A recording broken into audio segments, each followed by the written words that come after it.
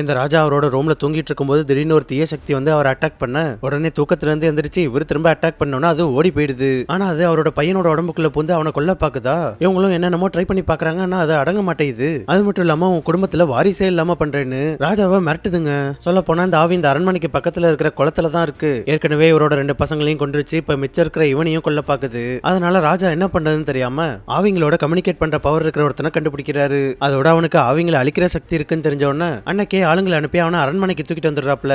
அவன் அங்க இருக்கிற ஒரு மரத்துல கைத்த கட்டிக்கிட்டு அந்த குளத்துல இறங்க பார்த்தா அவன் அப்படியே டைரக்டா ஆவிங்களோட அப்சைட் டவுன் உலகத்துக்கு வந்துடுறான். அங்க அந்த ஆவி இளவரசனை போட்டு பயங்கரமா டார்ச்சர் பண்ணிட்டு இருக்க அதோட ரியாக்ஷன் அப்படியே இங்க நடந்துகிட்டு இருக்கு. அப்போ கரெக்டா ஹீரோ அதோட உலகத்துல என்ட்ரி கொடுக்க ஆவியோட தலையை வெட்டி வீசிடுறான். இருந்தாலும் அதோட தலை திரும்ப வந்துடுதுங்க.